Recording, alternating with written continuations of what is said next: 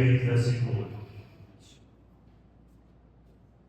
Diz assim: Ouçam, sim, deveras considero tudo como perda, por causa da sublimidade do conhecimento de Cristo Jesus, meu Senhor, por amor do qual perdi todas as coisas e as considero como refúgio para ganhar a Cristo.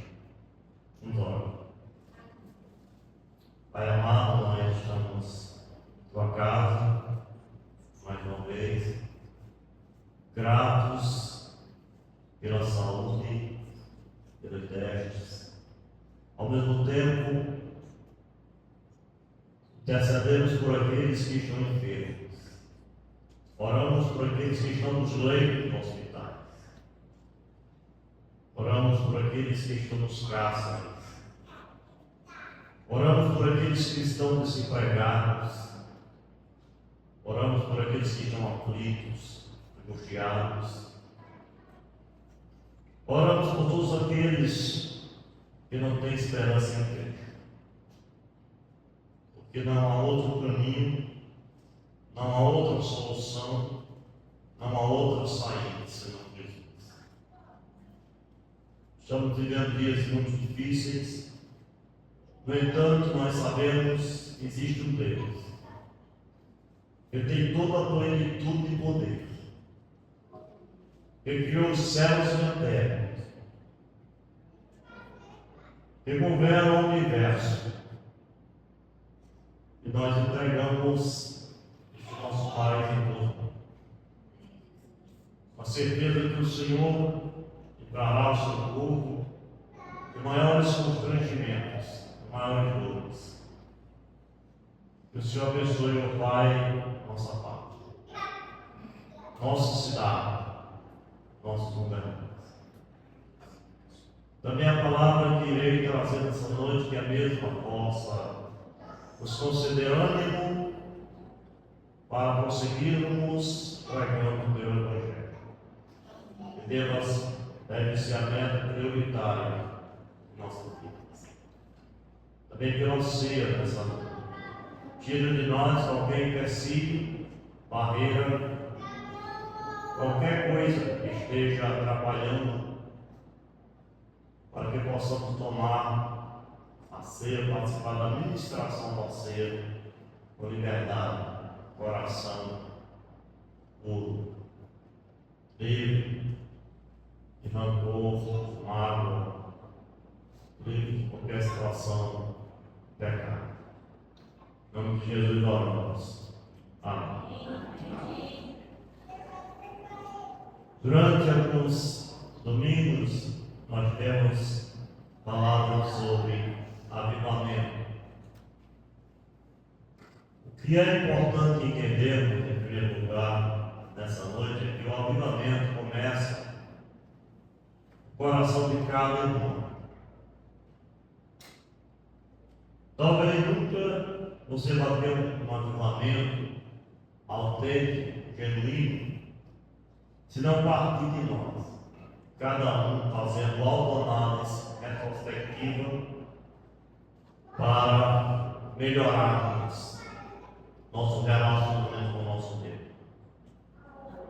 O mais importante no avivamento é exatamente o nosso relacionamento com Deus. Depois nós temos também entender, devemos ter um relacionamento com os irmãos saudável, um bom relacionamento, pautado no amor, na ajuda mútua, recíproca, pautado no cuidado, no acolhimento, no perdão,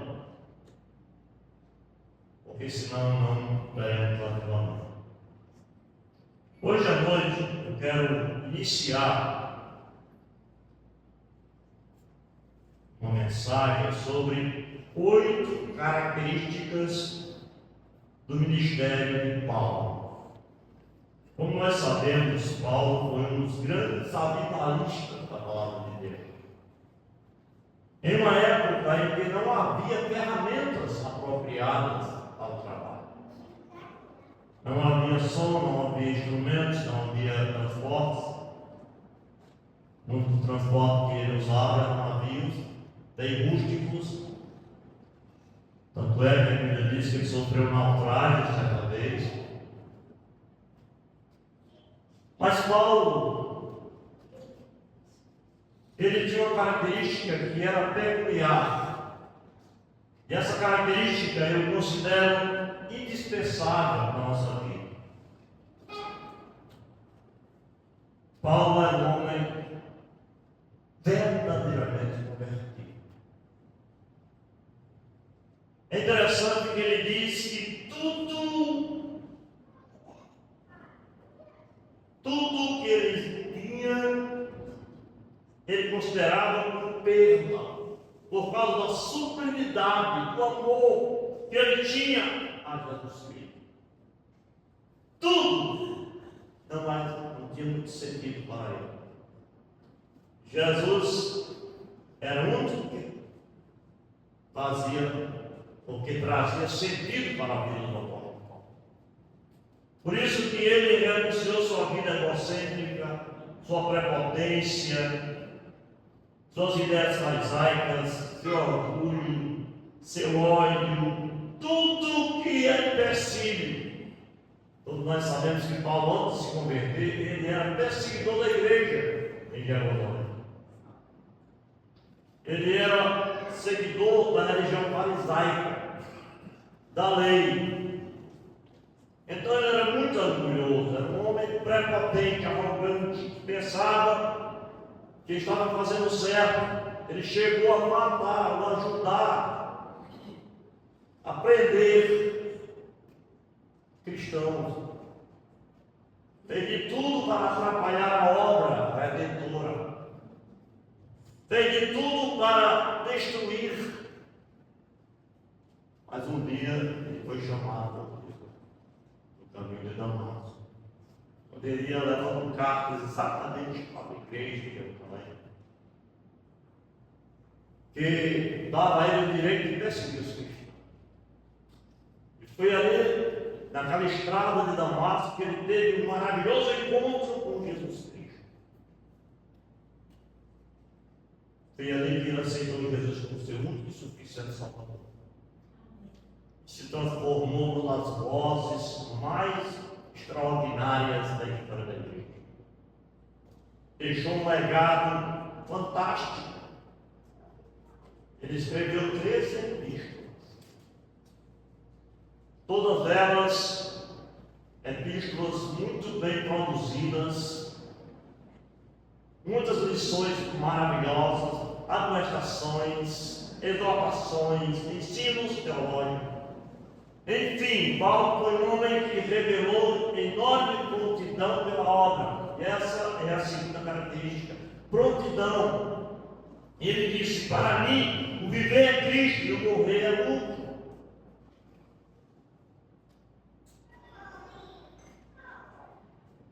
É difícil nós vermos uma pessoa hoje revelar essa prontidão. Meu irmão foi espantado porque eu disse que nós já temos 3 gerações de crentes. Minha esposa disse: você está repetindo o que você já falou, mas eu falei na reunião lá no meu Chiquinho, para alguns irmãos a falar. Muitos não ouviram, mas eu quero repetir hoje à noite.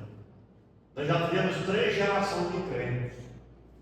Tivemos uma geração no passado onde tudo era Deus. Tudo era Deus. Quando nascia o filho, vamos consagrar a Deus. Comprava um carro, vamos consagrar a Deus. Aniversário de 15 anos, vamos consagrar a Deus. Vamos consagrar nossas colheitas a Deus. Vamos consagrar nossa casa, nossa residência a Deus. Tudo era Deus. Naquela época, futebol era pecado. Na verdade, havia até um certo exagero. Mas era um exagero santo, que fazia com que as pessoas se tornassem pessoas poderosas, realizassem milagres, realizassem obras admiráveis, porque eram pessoas santas. bola era chamada cabeça de Satanás naquela época. Então, quando o crente ia jogar bola, aí o pai dizia: meu filho, você vai chutar a cabeça de Satanás. Mas era um tempo que havia milagres, que havia choro dentro das igrejas, quando as pessoas se convertiam. Era um tempo de paz. A televisão, quando apareceu, era tão preto e branco, e as imagens eram distorcidas, né? Só via as imagens distorcidas, mas já ficava impressionado, correndo para a casa do vizinho, ficava no ponto pé na porta para olhar para a televisão. Eu lembro, eu bem pequeno, indo para Martins com meu pai, tinha uma televisão na casa do senhor Rico, chamado Tiburtino. Rapaz, a janela era meio grande, e não cabia todas as pessoas para olhar para aquela televisão, mas eu ficava procurando uma brecha, entrando numa brechinha para ver uma televisão preto e branco, que ele só via as imagens tortas. A televisão era chamada janela do diabo nos pés. A primeira geração de crentes iam para a igreja na chuva, no sol, iam doentes, renunciavam qualquer tipo de reunião, de aniversário, convite para ir para a igreja. Mesmo não tendo toda a tecnologia que a gente tem hoje de conta, as pessoas amavam ir para a igreja, se abraçavam, se amavam. As igrejas estavam sempre cheias. A segunda geração de crentes, Deus e mais alguma coisa. Primeiro Deus, segundo Deus e mais alguma coisa.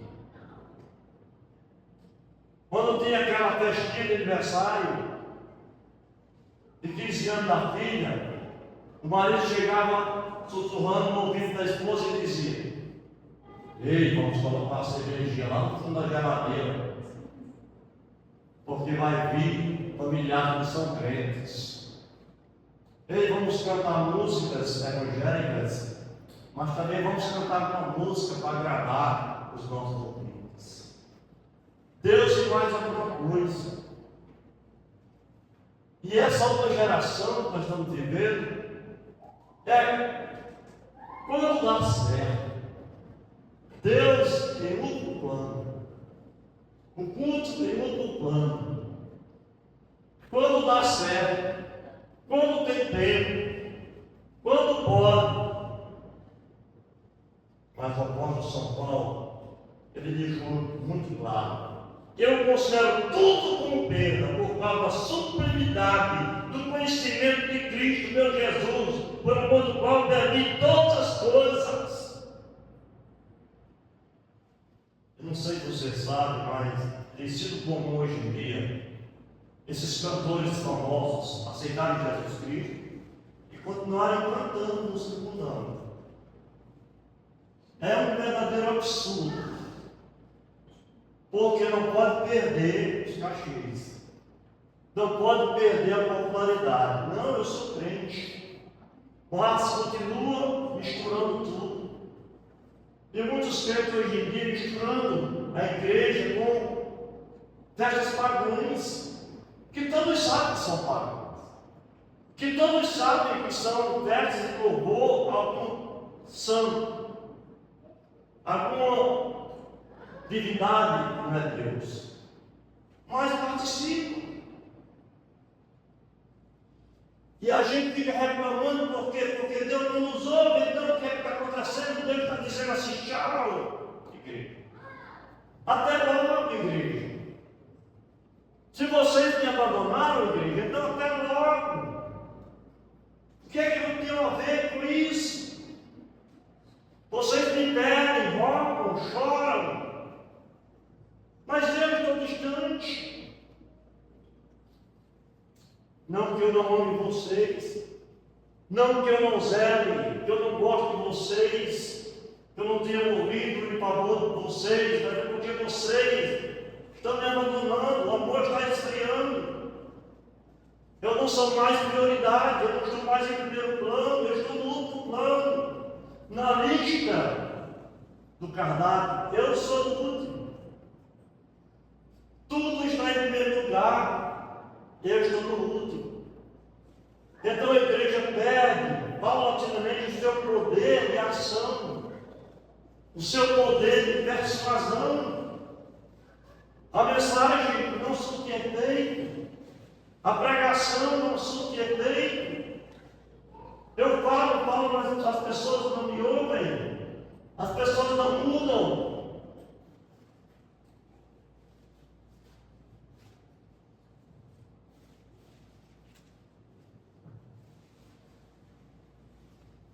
A terceira característica: Paulo era um homem de visão extraordinária.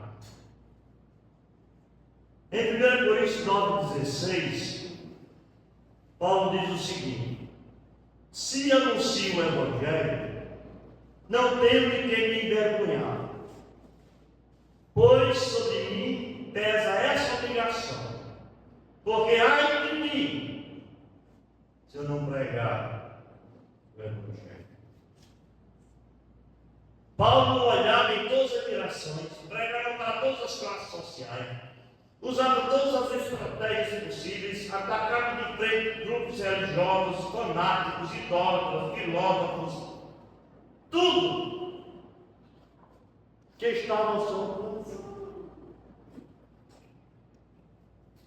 Mas, pastor, o contexto atual, ele é tão difícil, as pessoas são tão difíceis, são tão incrédulas, que por mais que eu fale, eles não me ouvem, eles não enxergam a verdade, eles não são capazes de entender. Minha amiga no trabalho nem me escuta. Ela chega todo dia chorando com seus problemas, com suas aflições, com suas dores.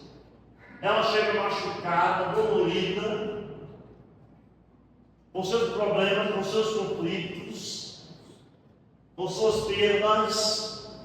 Ela chega ferida. Mesmo assim, nessa situação, nessa circunstância, ela continua implacável, não quer me ouvir. É verdade, querido. Claro, o pecado tem assumido controle total da vida dessas pessoas. O diabo, nosso adversário e antagônico a tudo que é verdade, cauterizou a mente, bloqueou a mente dessas pessoas, fez com que essas pessoas se tornassem tão difíceis que elas jamais serão capazes de entender verdades. Talvez elas entendam sobre qualquer outra coisa, talvez elas saibam de qualquer outra coisa que não tem nada a ver com Deus. Talvez elas sejam capazes de aceitar todo tipo de aberração, menos capazes de aceitar a verdade. A verdade que você apresenta de maneira tão clara, tão objetiva. Muitas vezes você explica com tanta destreza, sabedoria, firmeza, intrepidez. Você fala pensando que aquelas pessoas vão te ouvir e no final das contas elas zombam de você, falam mal de você. Esse é o contexto. Esse é um contexto muito difícil, onde a pregação do Evangelho não tem tido seu alcance almejado, desejado. Porque as pessoas preferem viver em pecado. E a igreja, com seus defeitos, muitas vezes, não tem se tornado um modelo, um exemplo, para que essa sociedade depravada, corrompida, ela não venha a Jesus. Tenho dois exemplos aqui, vou dividir a mensagem em duas mensagens. Mas tem dois exemplos aqui de duas cidades. Primeira, cidade de Corinto, formada por gregos, nativos, colonos, romanos e judeus. Era a principal rota comercial entre o leste e o oeste. Florescente centro comercial. Tinha até uma deusa chamada deusa Afrodita. E essa deusa ela tinha 1000 prostitutas cultuais que serviam nesse templo, na cidade de Corinto. Uma cidade que naquela época era considerada cosmopolita, porque já era uma cidade muito desenvolvida, que tinha um porto sem cré, onde marinheiros aportavam e ali eles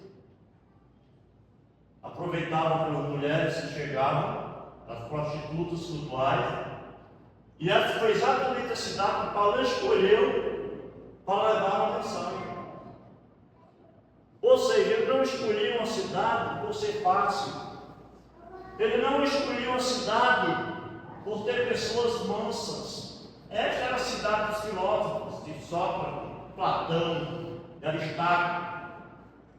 Essa era a cidade que era dominada por princípios filosóficos, onde as pessoas estavam sempre nas ruas, nas praças, falando sobre assuntos que não tinham nada a ver com Deus. E Paulo enfrentou toda essa gente com coragem, com determinação, claro, com oração. A outra cidade era a cidade de Éfeso, conforme temos lido essa carta, uma das cartas mais importantes do Novo Testamento. Essa cidade também era uma cidade muito difícil de levar a mensagem. Muito difícil, cidade mais importante da província romana, da Ásia. Uma cidade realmente composta por pessoas devassas, cruéis. Foi nessa cidade onde Paulo apresentou o tratado teológico da salvação pela graça, pela fé. Foi lá onde Paulo escreveu o capítulo 2, porque pela graça foi salvo mediante a fé. Isto não vem de vós, é dom de Deus, e não vem de obra para que ninguém se glorie, porque a cidade realmente está dominada pelo capitalismo selvagem. As pessoas pensavam mais nas riquezas, em serem famosas. Mas Paulo não mediu esforços para pregar todo dia o Evangelho da graça do Senhor Jesus no passado. E mais um ponto nessa noite para nós terminarmos e ministrarmos nossa cena. Paulo era um homem cheio de trepidez, punho firme, posição irredutível, decisão firme. Em cada situação que ele encontrava. Quem não conhece a história de Elimas, o mágico, em Atos 3, 13, 4 a 12. Naquela cidade, Paulo encontrou uma jovem adivinhadora que dava lucro para aqueles senhores. Aquela jovem sofria muito na mão daqueles senhores, porque ela servia como suporte para aqueles senhores que viviam na magia, na macumba, na feitiçaria. Então era um lugar assim, cheio dessas coisas. Mas, na verdade, Paulo, a Bíblia diz que repreendeu aquele Elimas chamado. Naquela cidade, Paulo promoveu um verdadeiro avivamento. Ao mesmo tempo, Paulo foi perseguido, duramente perseguido, por pregar, por proclamar o Evangelho da graça redentora, porque ele não saía nem um milímetro da doutrina da graça. E foi ali que Paulo alcançou muitas vidas para Jesus Cristo. Então, queridos irmãos, é nossa responsabilidade seguir o exemplo de Paulo, mesmo entendendo que estamos diante de circunstâncias desfavoráveis, um tempo difícil. Mesmo assim, não podemos forma alguma, abandonar o barco. Falar todo dia, toda hora, sempre que possível, pregar esse evangelho para meu colega na escola, para meu professor, para todas as pessoas. Independentemente da sua posição social, intelectual, que seja rico ou pobre, preto ou branco, sábio ou ignorante, não importa, de forma alguma, o tipo de ouvinte. Talvez tenhamos que ter estratégias para cada momento. É lógico, é evidente que quando você vai falar para um médico, você tem que ter uma linguagem que possa alcançar o médico. Que naturalmente ele vai ter muitos argumentos fortes, poderosos para derrubar.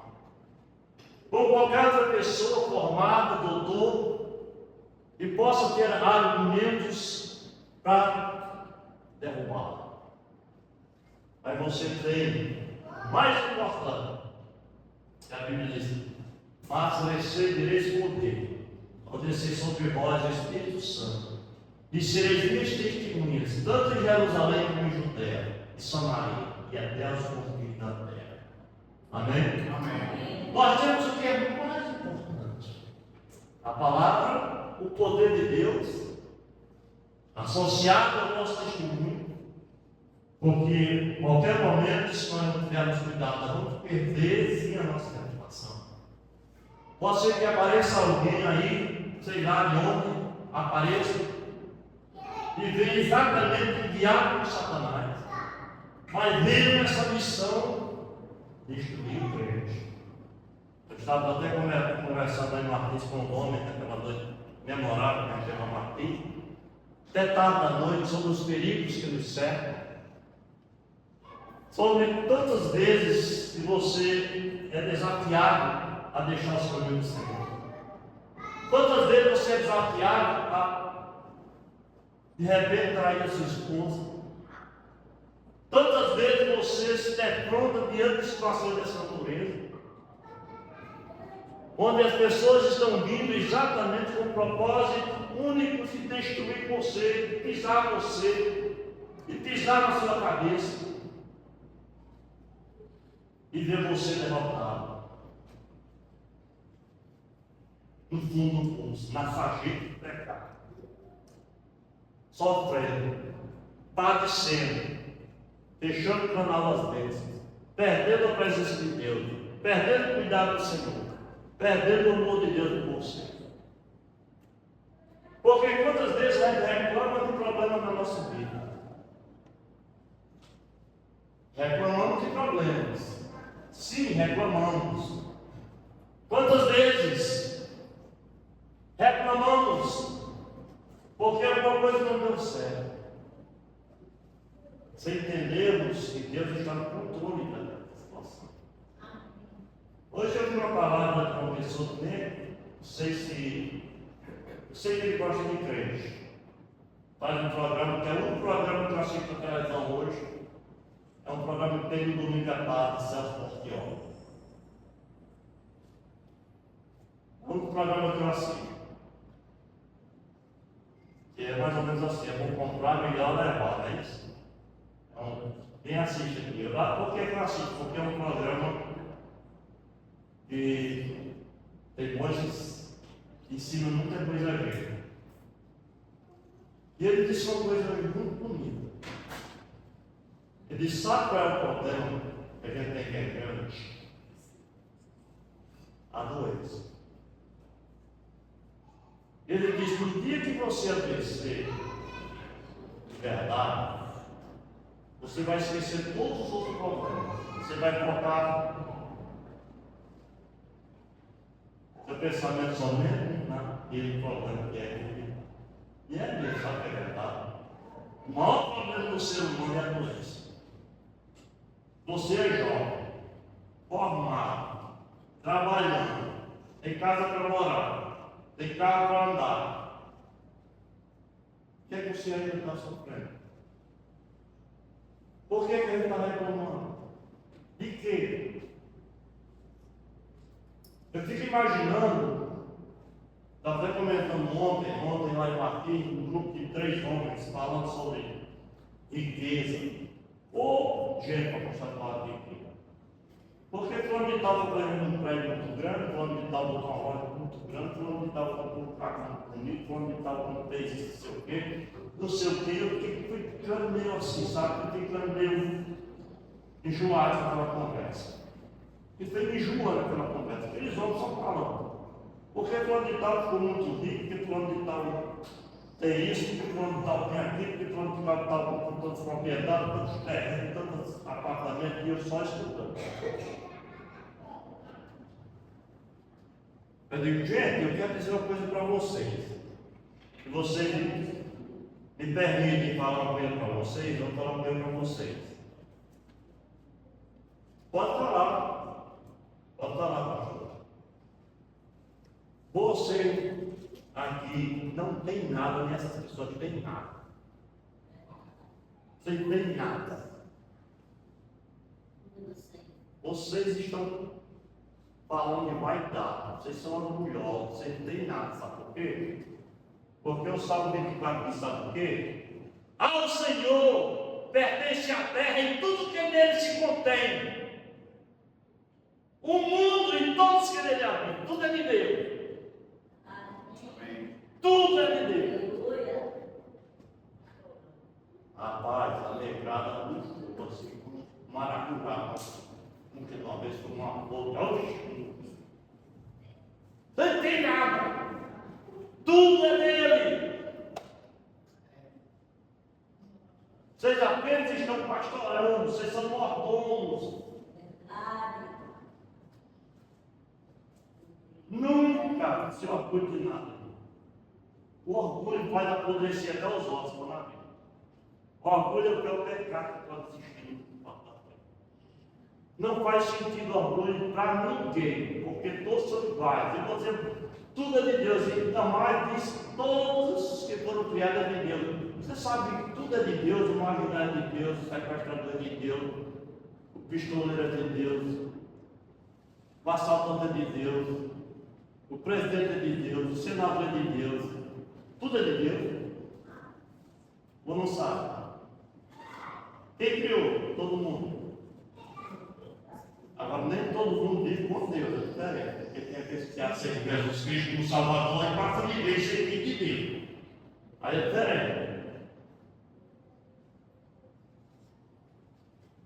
Mas todos pertencem a Ele e Ele só permite o que Ele quer permitir. Deus quer permitir.